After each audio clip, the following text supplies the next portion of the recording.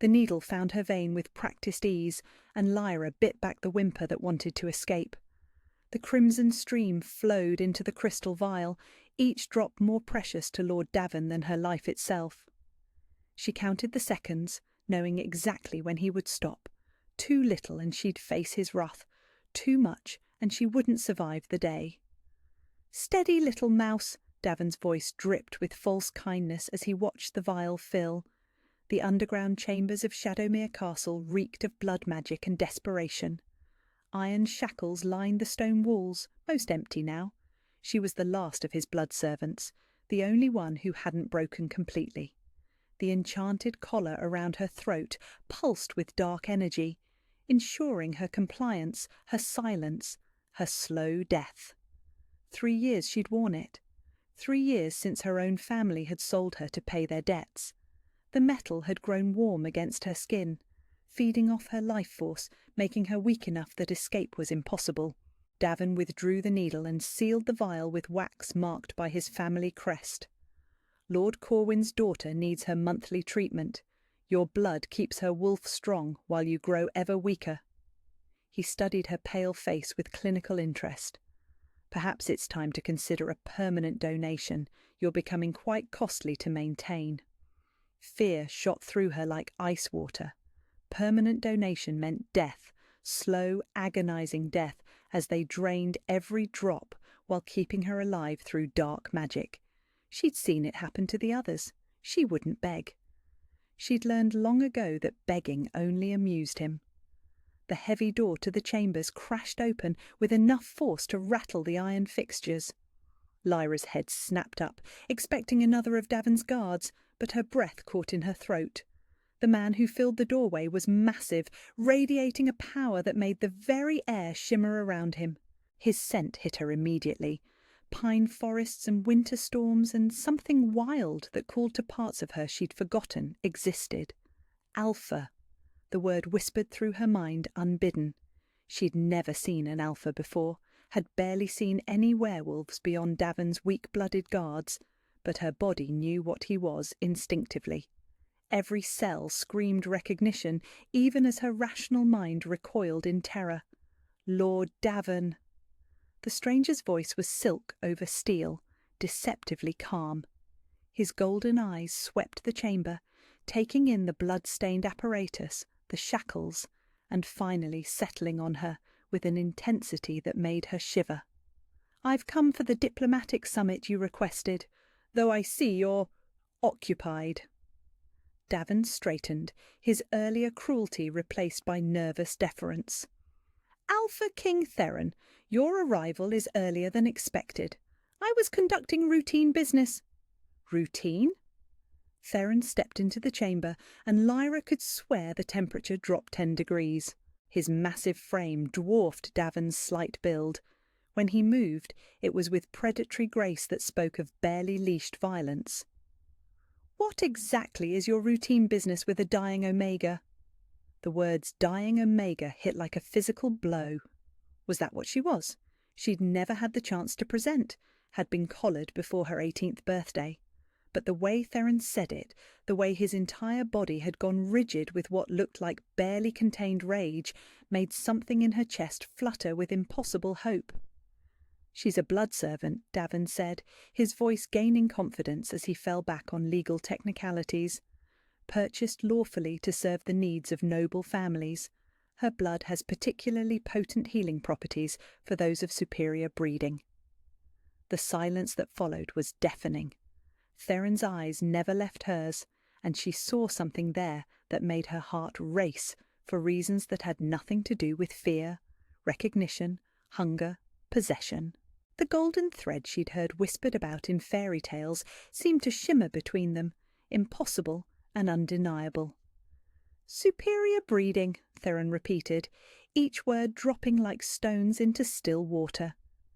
When he looked back at Davin, his expression was carved from Arctic winter. "You drain an unclaimed Omega to strengthen those too weak to maintain their own power naturally. It's perfectly legal under the old laws." "I don't care about your laws."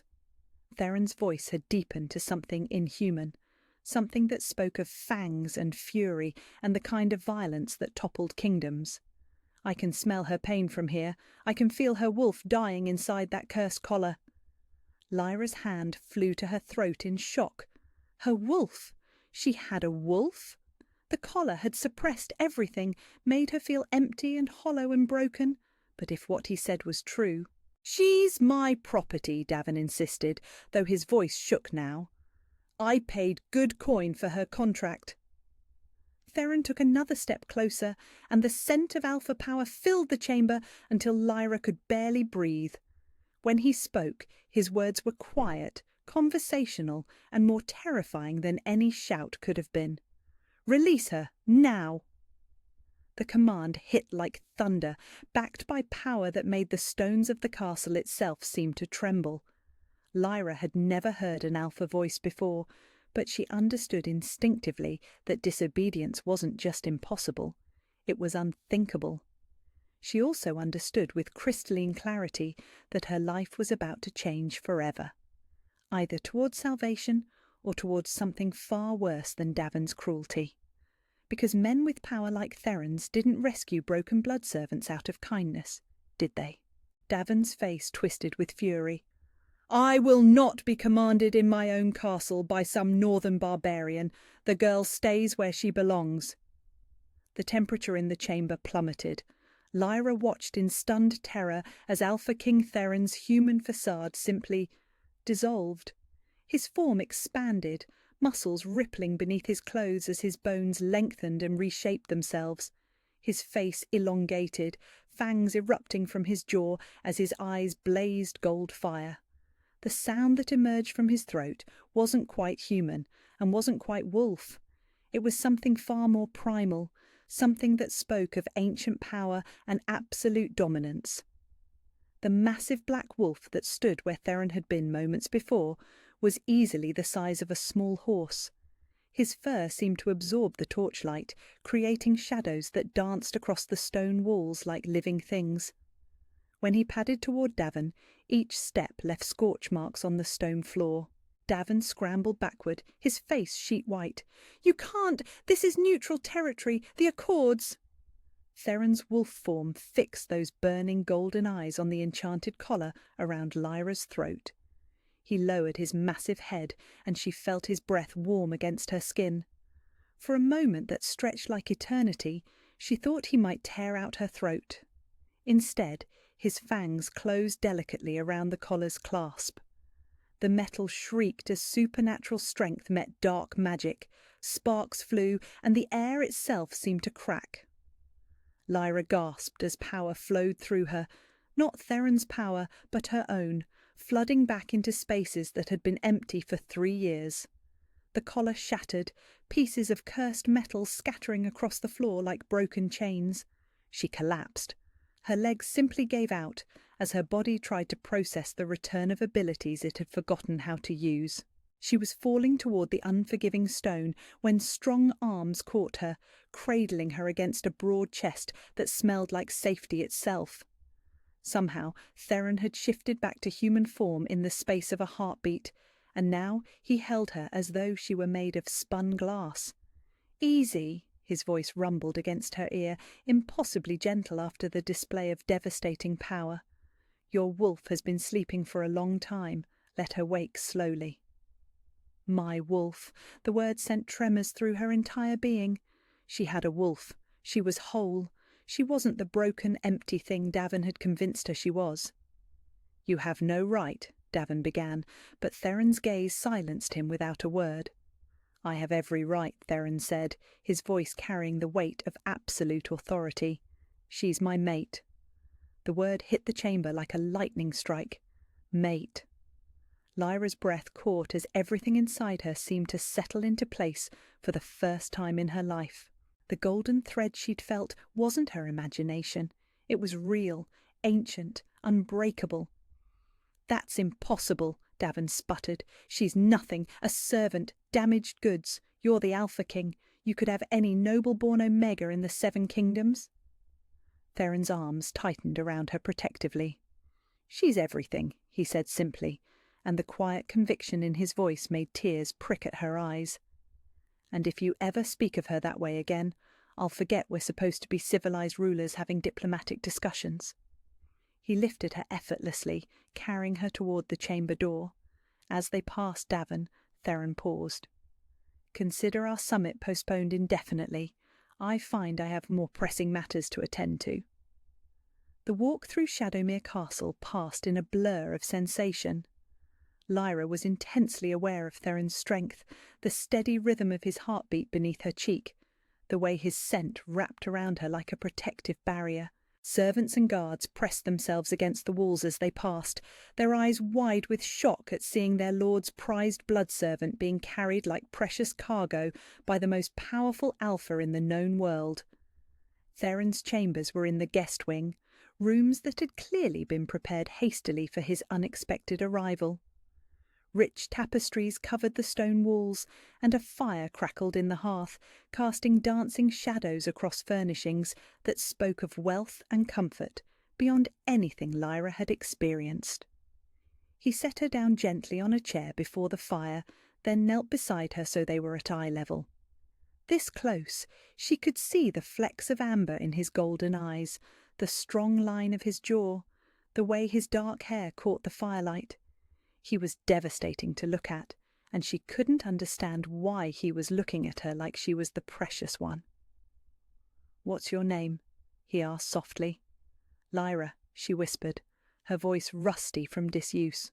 She'd barely been allowed to speak in Davin's service. "Lyra."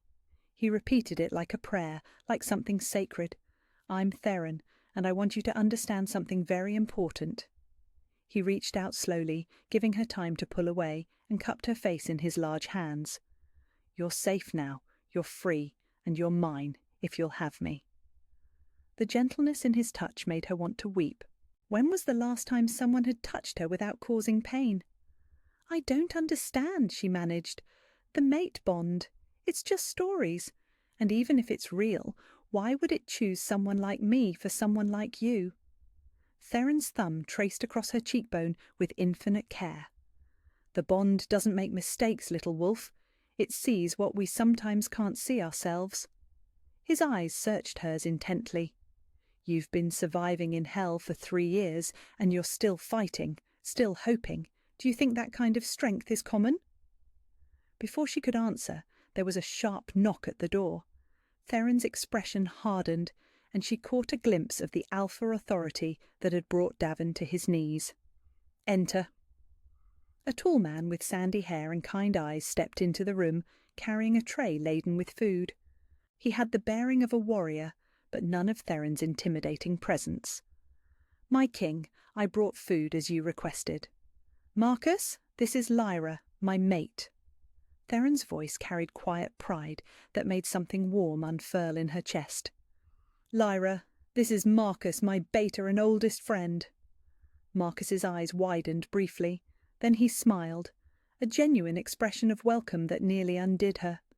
"My lady, it's an honour." He set the tray on a small table and bowed respectfully. "I've brought soup and bread to start. Nothing too heavy until your strength returns." Lyra stared at the food in wonder. Real food. Warm bread that smelled like heaven. Soup that didn't smell like the thin gruel she'd been surviving on. Thank you." "Marcus, post guards," Theron instructed. "Lord Davin may decide he wants to contest our departure." "Already done, my king, though I suspect he's more concerned with explaining to his nobles why the Alpha King destroyed his blood servant operation." Marcus's expression darkened. "The whole castle's talking about what they witnessed." Good, Lyra thought with fierce satisfaction.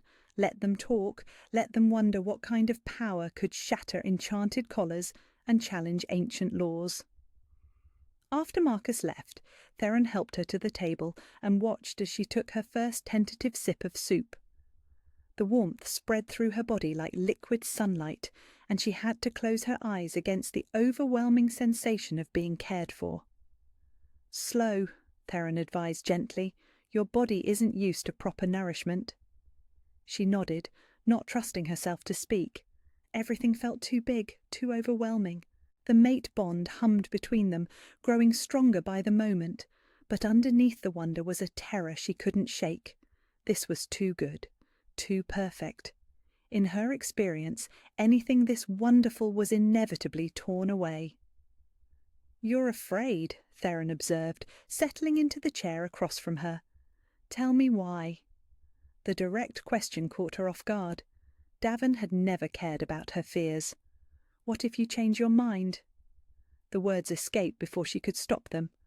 "What if you wake up tomorrow and realise I'm exactly what Lord Davin said, damaged goods? What if the bond made a mistake?" Theron was quiet for a long moment, studying her with those impossibly perceptive eyes. When he spoke, his voice carried the weight of absolute certainty. "Lyra, I've waited 32 years for you.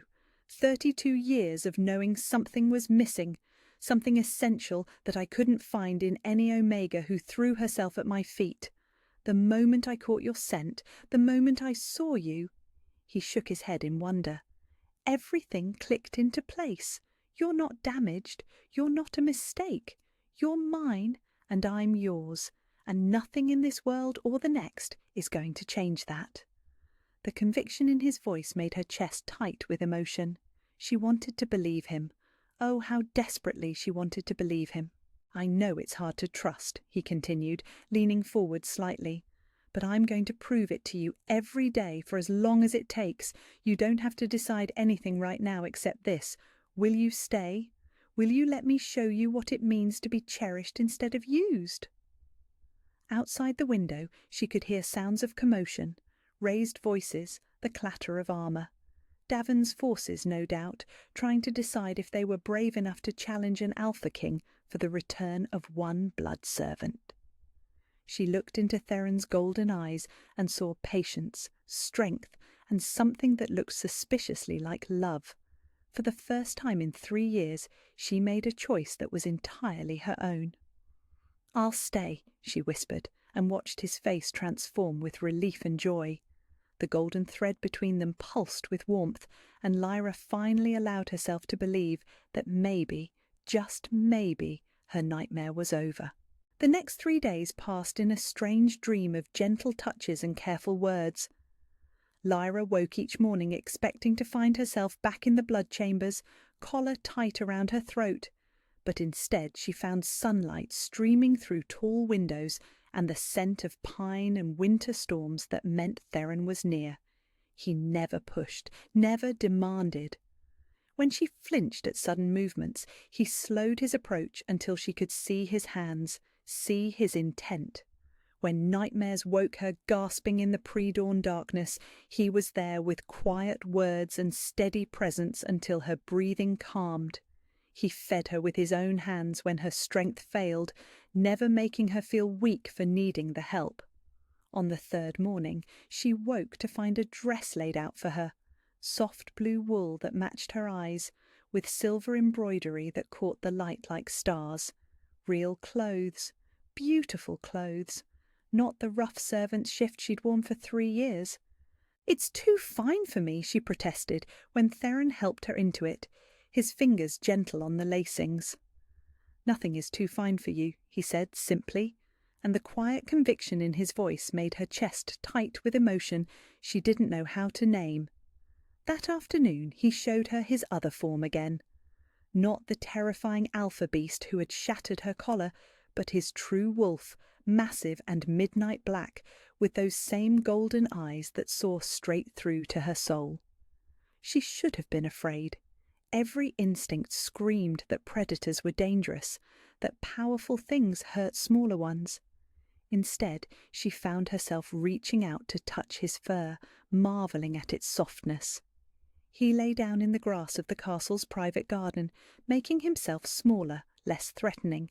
When she tentatively ran her fingers through his coat, a sound rumbled from his chest that was part purr, part growl, entirely content.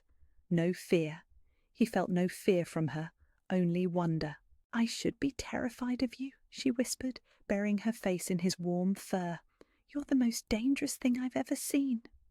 He shifted back to human form so smoothly she barely saw the transition, his arms coming up to hold her against his bare chest. "You should be," he agreed, his voice rough with emotion.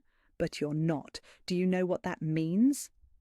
She looked up at him, lost in those golden depths. "What?" "It means your wolf recognizes her mate. Even sleeping, even suppressed, she knows I would die before I let anything hurt you." His hand came up to cup her face with infinite tenderness. "Trust that instinct, Lyra. It's the truest thing about you." That evening, as they shared dinner in the warm circle of firelight, she found herself talking about things she'd never spoken aloud. About the family who had sold her without a backward glance. About the father who had looked at her like she was already dead when the collectors came. About the mother who had turned away rather than say goodbye. "They needed the coin," she said, trying to keep her voice steady. "Father's gambling debts were going to see us all thrown in debtor's prison. I was the only thing of value we had left." Theron's jaw clenched with barely contained fury, but his voice remained gentle. "You were 17. Old enough to pay for their mistakes, apparently." The bitterness in her own voice surprised her. She'd thought she'd made peace with it years ago. "The worst part wasn't that they sold me. It was that they were relieved, finally, someone else's problem to solve." "Their loss," Theron said fiercely, reaching across the table to take her hands in his. "Their incredible, unforgivable loss, but my greatest fortune." The way he said it, like she was treasure instead of burden, made tears prick at her eyes. "How can you be so sure? You barely know me." "I know you survived 3 years of hell and came out with kindness still intact. I know you worry about being a burden when you've never been allowed to simply exist. I know you flinch at raised voices, but you don't run. You stand your ground even when you're terrified." His thumbs traced over her knuckles with infinite care. "I know you taste like sunshine and safety when I kiss you, and I know I'd burn down kingdoms to keep you safe." The kiss he spoke of had been her first, soft and careful and so gentle she'd nearly wept from it. She'd expected him to take more, to demand more, but he'd simply held her after, stroking her hair until she fell asleep against his chest. "Theron," she began, but he pressed a finger gently to her lips. "You don't have to say anything. I know this is overwhelming. I know you need time to trust that this is real." His smile was soft and patient and devastating. "I can wait. I've waited this long." But time, it seemed, was not something they had in abundance. Marcus appeared in the doorway, his expression grim. "My king, we have a problem." Theron's posture shifted instantly from gentle lover to alpha authority. "Report." "Lord Davin has sent word to the Witch Hunters Guild. Claims you've stolen property bound by blood magic contracts older than the crown itself." Marcus's eyes flicked to Lyra with concern. "They're riding hard from the capital. They'll be here by tomorrow night." Ice flooded Lyra's veins. The Witch Hunters Guild answered to no one, not even kings. They existed to police magical crimes and enforce ancient contracts, and they took their duties seriously. If they believed she was bound property illegally taken— "They can't take her," Theron said flatly, his voice carrying the weight of absolute command. "They can if the blood magic still holds any claim on her," Marcus said reluctantly. "Breaking the collar was a start, but if there are deeper bindings—" Lyra's hand flew to her throat. The collar was gone, but she could feel something else now that she was looking for it. A subtle wrongness in her blood, a thread of darkness that didn't belong. "There is," she whispered. "I can feel it. Something deeper, older." Theron's eyes blazed with protective fury. "Then we break it." "It's not that simple," Marcus said. "Blood magic like that requires specific rituals, specific components, and if it's done wrong—" "She could die," Theron finished, his voice hollow.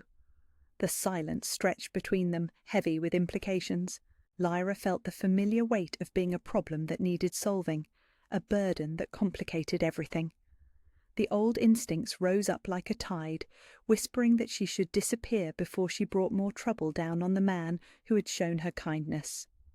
She stood abruptly, the chair scraping against stone. "I should go." "Absolutely not."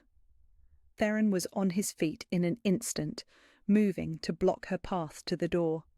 "You're not facing this alone." "I'm not worth a war with the witch hunters," she said, the words cutting her throat like glass. "I'm not worth whatever price they'll demand for defying them." The look that crossed Theron's face was so fierce, so utterly feral, that for a moment she saw the apex predator that lurked beneath his patient exterior. "You're worth everything," he said, his voice rough with emotion. "You're worth my crown, my kingdom, my life. Don't you dare think otherwise." The conviction in his voice stole her breath. She wanted to believe him. God, how she wanted to believe him! But the darkness in her blood pulsed with malevolent intent, reminding her that she was still trapped, still bound, still someone else's property according to laws older than memory. "What if we can't break it?" she whispered. "What if I'm lost either way?" Theron stepped closer, his hands coming up to frame her face with infinite gentleness. "Then we run. We disappear. We build a life somewhere they can't find us." His golden eyes burned with determination. "I will not lose you, Lyra. Not to Davin, not to the witch hunters, not to ancient magic or modern law. You're mine, and I protect what's mine." The promise in his voice was absolute, unshakable. But as night fell over Shadowmere Castle, Lyra made a decision that she told no one. She would not let Theron sacrifice everything for her. She would not watch him become a fugitive, a king without a kingdom, because he'd chosen to save someone the world considered worthless. When the castle slept, when even the guards dozed at their posts, she would slip away. She would face Lord Davin one last time, face whatever price he demanded, face whatever fate awaited her. It was the least she could do for the man who had shown her what it felt like to be treasured, even if it broke her heart to leave him. The great hall of Shadowmere Castle had never hosted a scene quite like this.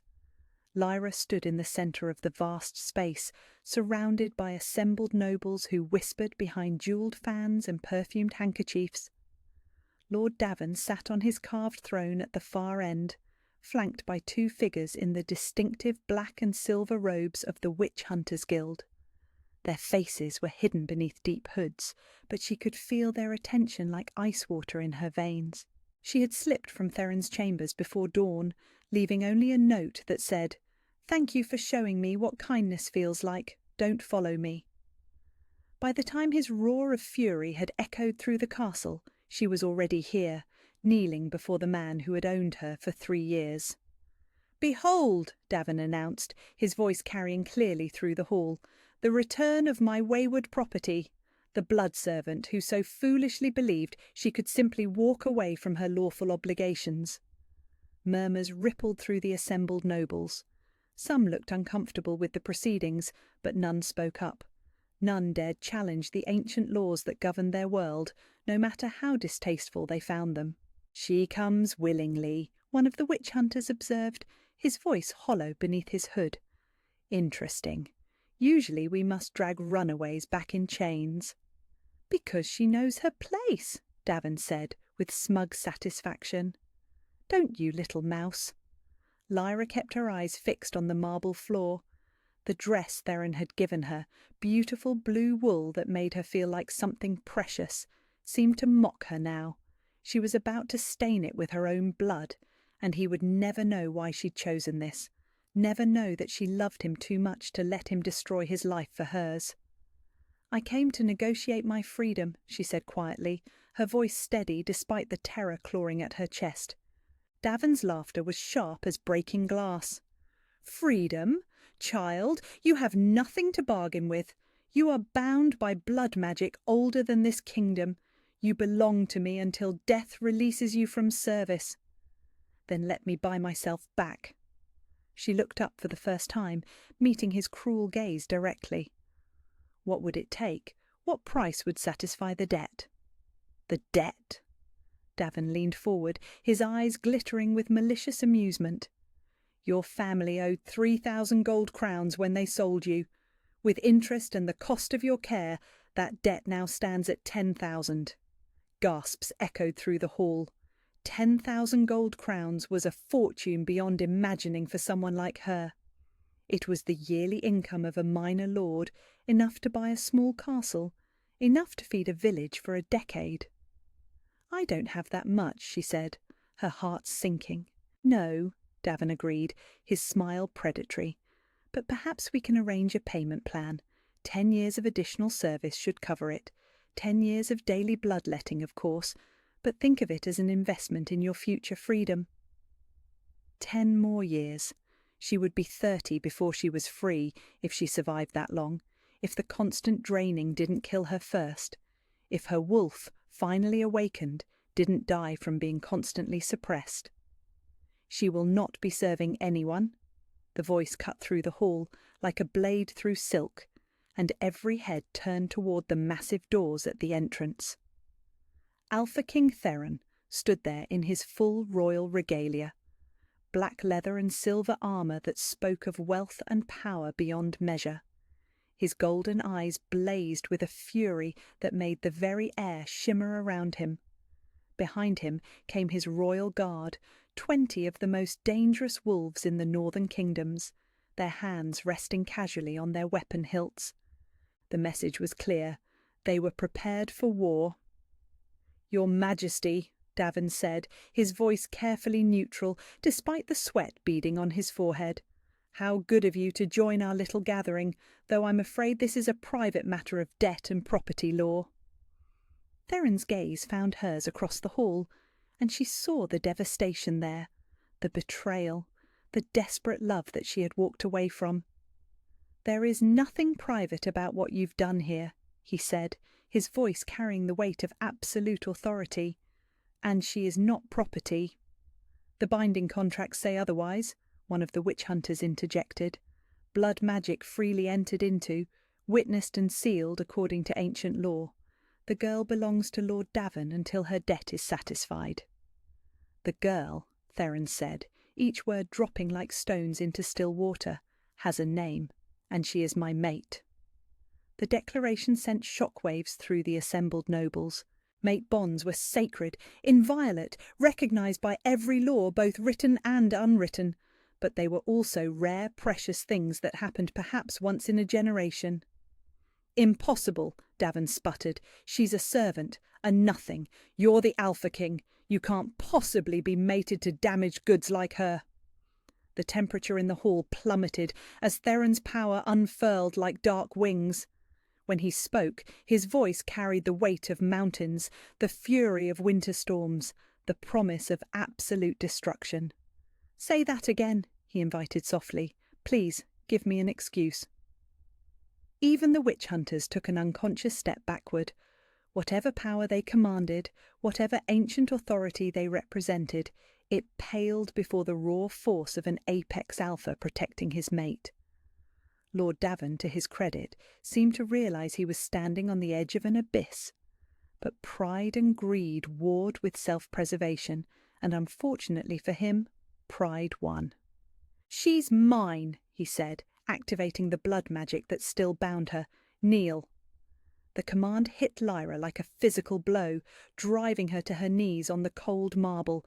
Pain lanced through her as the magical bindings tightened, forcing submission, forcing obedience.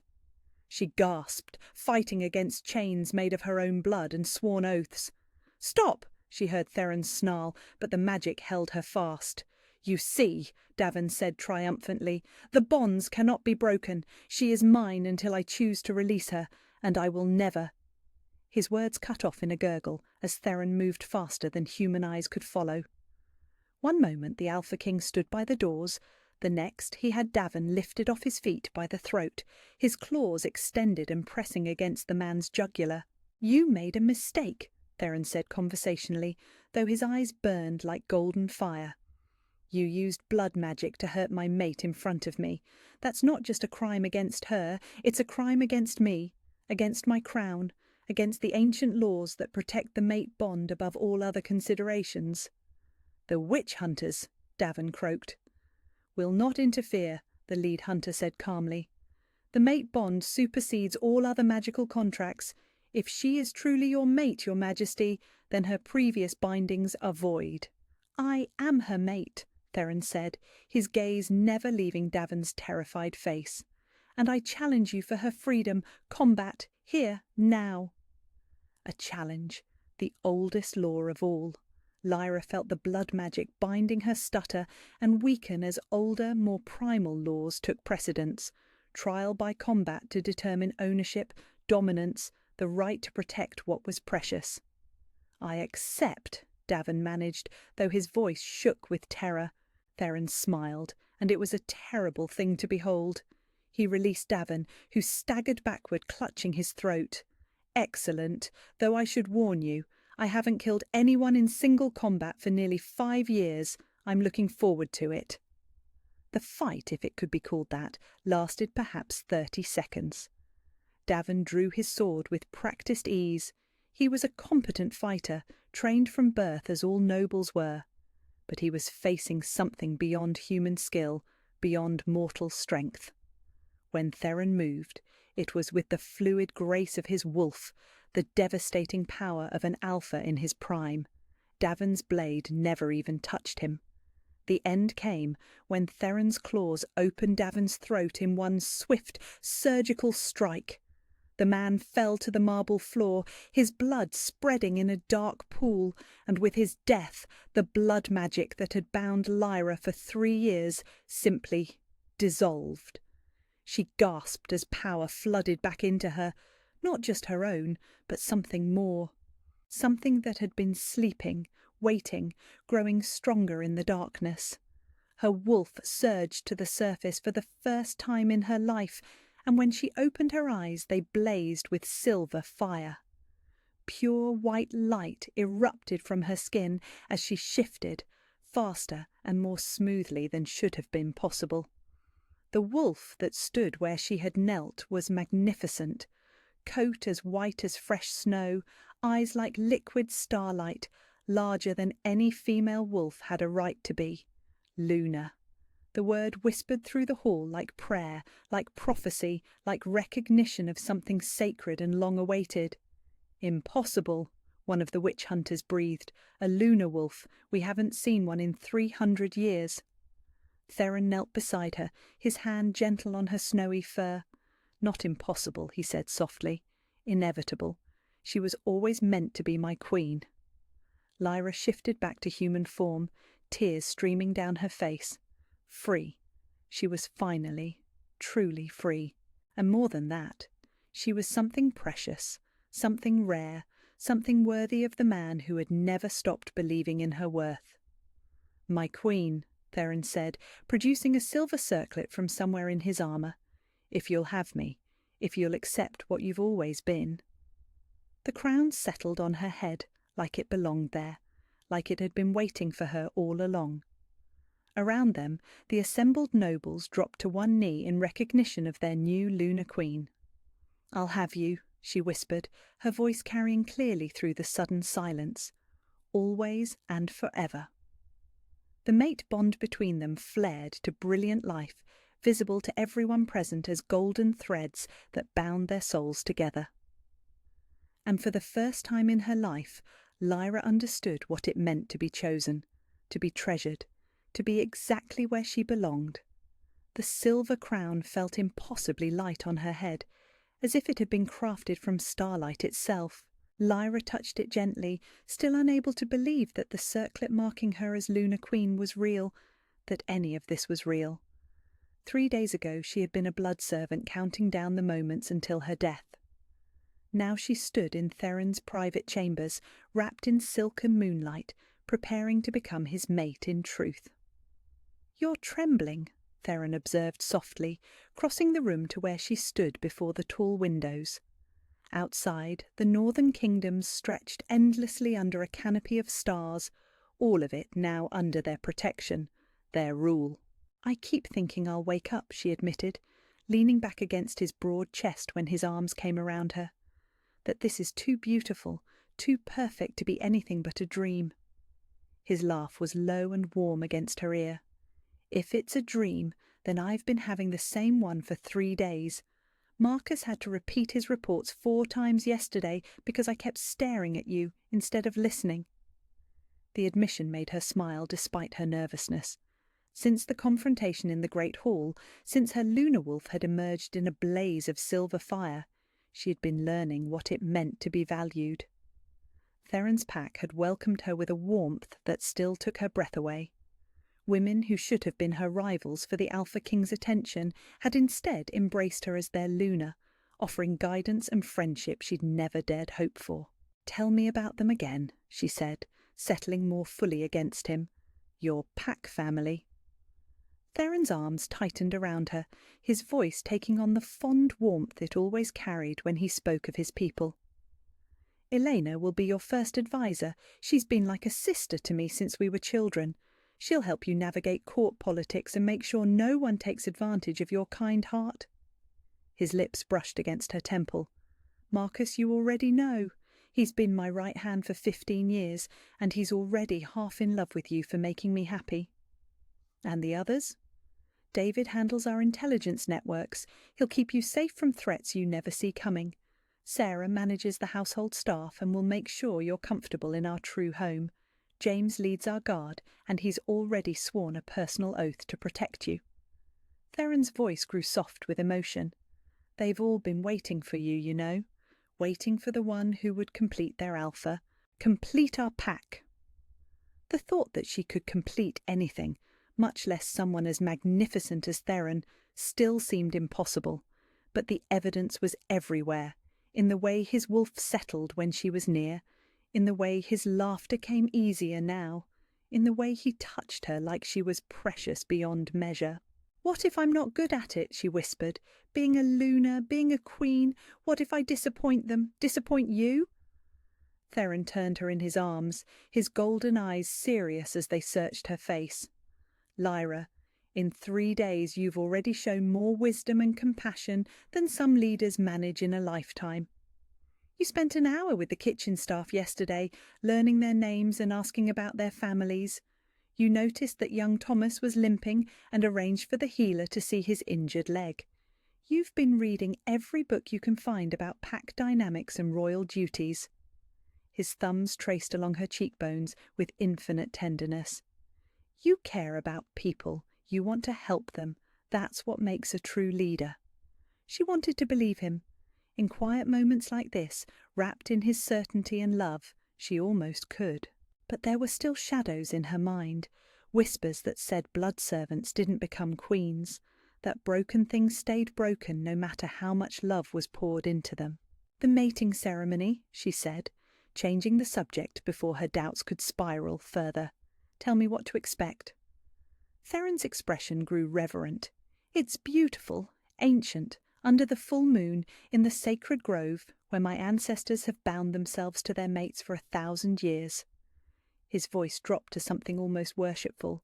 "We'll speak the old vows, offer our blood to the moon goddess, let our wolves run together until dawn.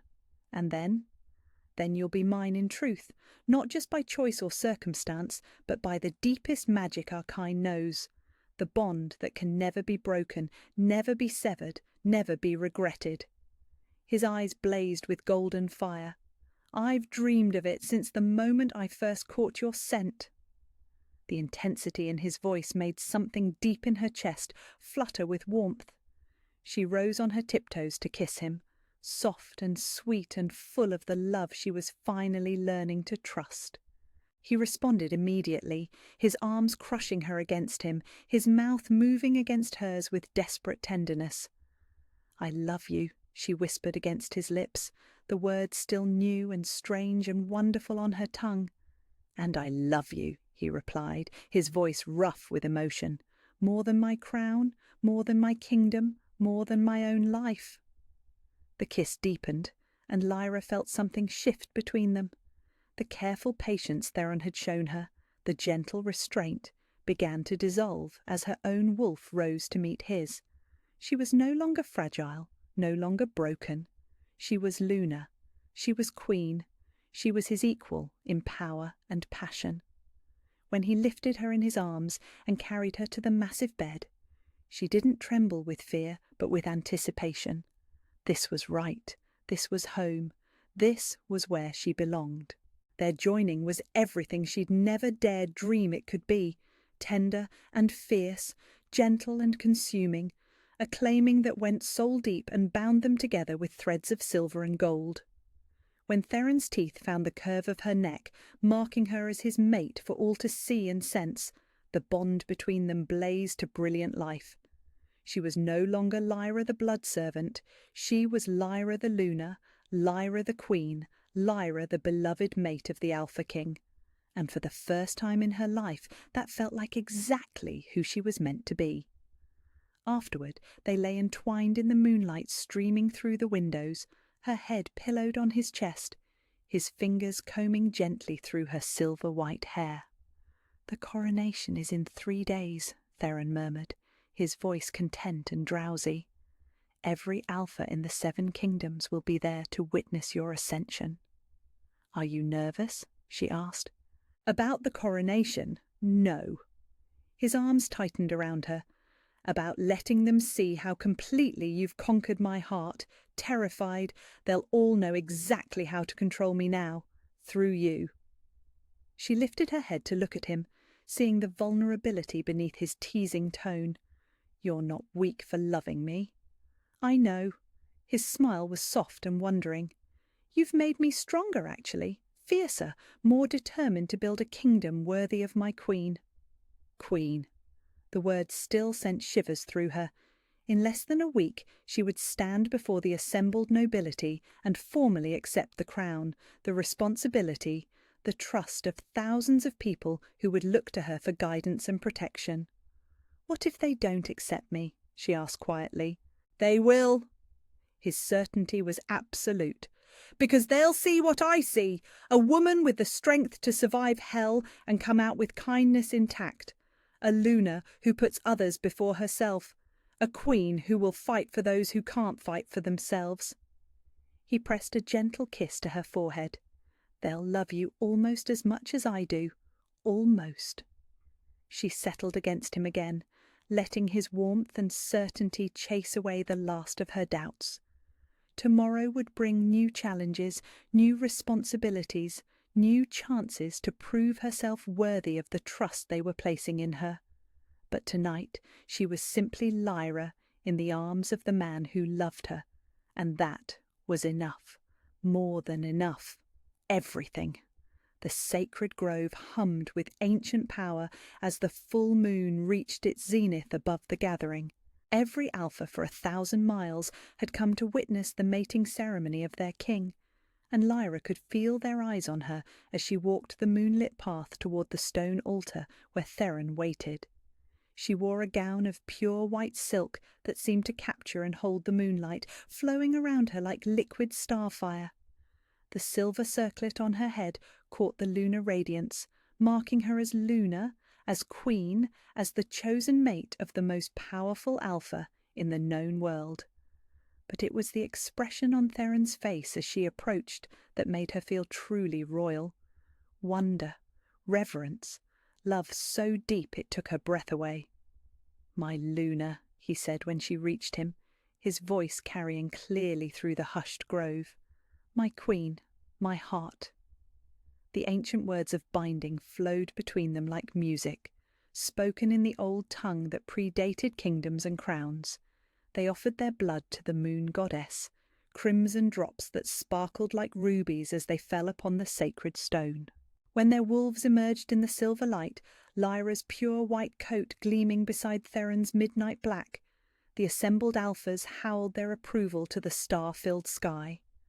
They ran together through forest older than memory, their pack bonds singing with joy as they raced beneath the moon. And when dawn broke over the mountains, painting the world in shades of rose and gold, they shifted back to human form and spoke the final vows that bound them for eternity. "One heart," Theron said, his golden eyes never leaving hers. "One soul," she replied, her voice steady and sure. "One destiny." The power that erupted between them was visible to everyone present, golden threads of light that wove their souls together so tightly that death itself couldn't part them. The mate bond, completed and sealed, blazed like a star being born. 3 days later, the coronation ceremony took place in the great cathedral of the northern capital. Kings and queens from distant lands had travelled to witness the ascension of the Lunar Queen, who had emerged from nothing to claim her rightful place beside the Alpha King. Lyra knelt before the ancient throne as the High Priestess spoke the ritual words that had crowned queens for 1,000 years, but it was Theron who placed the crown on her head, not the simple circlet she'd worn before, but a magnificent creation of white gold and moonstones that seemed to hold captured starlight. "Rise, Lunar Queen Lyra," the priestess intoned. "Rise and be recognized by all as the rightful ruler of the northern kingdoms, protector of the weak, guardian of the innocent, chosen of the moon goddess herself." She rose, and the cathedral erupted in cheers. But her first royal decree came as a surprise to many. "By my authority as Lunar Queen," she said, her voice carrying clearly through the vast space, "I hereby abolish the practice of blood servitude throughout our kingdoms. No person shall be bound by blood magic against their will. No debt shall be paid with another's freedom. No child shall be sold to settle their parents' obligations." The silence that followed was profound. Then, from the back of the cathedral, came the sound of weeping. Former blood servants, freed by her words, fell to their knees in gratitude. The new laws would be enforced by the Crown's authority, backed by the power of an Alpha King and his Lunar Queen. In the weeks that followed, Lyra discovered gifts she'd never known she possessed. The lunar wolf that had emerged in Shadowmere Castle brought with it abilities that amazed even the oldest pack members. She could sense lies, could calm the most savage wolf with a touch, could heal wounds that should have been fatal. The moon goddess, it seemed, had blessed her chosen Luna with powers befitting her new role. But it was the simple moments that meant the most to her. Meeting with former blood servants and offering them new lives, new purposes, new hope. Establishing schools for children who had been forgotten by society. Creating healing centres for those who bore the scars of cruelty and neglect. "You're changing the world," Theron told her one evening as they stood on the balcony of their castle, watching the sun set over lands that were finally, truly free. "We're changing the world," she corrected, leaning into his warmth. "Together." 6 months into their reign, they took their first royal tour together, visiting every village and town in their vast territory. Everywhere they went, people lined the roads to catch a glimpse of their Lunar Queen. The woman who had risen from blood servitude to sovereignty, who proved that worth wasn't determined by birth but by the size of one's heart. In a small village that had once been home to 3 blood servant families, an elderly woman approached the royal carriage with tears in her eyes. "My lady," she said, her voice trembling, "my granddaughter was sold to the blood collectors 5 years ago. Because of your law, because of your mercy, she's home. She's safe. She's free." Lyra dismounted from the carriage and embraced the woman, feeling the truth of her words, the depth of her gratitude. "Every child deserves to be safe," she said softly. "Every person deserves to be free." That night, as they made camp beneath a canopy of stars, Theron found her sitting by the fire, staring into the flames with the expression of quiet contentment he'd never seen before. "What are you thinking about?" he asked, settling beside her. "Home," she said simply. "I spent so many years not knowing what that word meant. I thought it was a place, a building, somewhere to shelter from the storm." She turned to him, her silver eyes reflecting the firelight. "But it's not, is it? It's this, us, the pack, the people we protect, the life we've built together." Theron's arm came around her, pulling her close against his side. "You are my home," he said quietly, "my peace, my purpose, my everything." "And you are mine," she replied, pressing a soft kiss to his jaw. "From the moment you walked into that blood chamber, you've been my home." They sat in comfortable silence, watching the stars wheel overhead, planning their future, their family, their kingdom. Tomorrow would bring new challenges, new opportunities to serve their people, new chances to prove that love could triumph over even the darkest magic. But tonight they were simply Theron and Lyra, Alpha and Luna, king and queen, mates bound by ties that death itself couldn't sever. And as the fire crackled between them and their pack slept peacefully around them, Lyra reflected on the impossible journey that had brought her here. From blood servant to Luna Queen, from broken to beloved, from nothing to everything. The golden thread of fate had woven their story with careful hands, creating something beautiful from the darkest of beginnings. And as dawn approached, painting the sky in shades of hope and promise, Lyra smiled and settled deeper into Theron's embrace. She was exactly where she belonged. Finally, forever, home. Before we continue on their next adventure, please take 2 seconds to like this video if you're enjoying the journey of Theron and Lyra. Are you from the Northern Kingdoms or somewhere warmer? Let me know in the comments below. Subscribe for more stories of fated mates finding their destinies. And remember, sometimes the most precious treasures are found in the darkest places, waiting to shine when touched by love.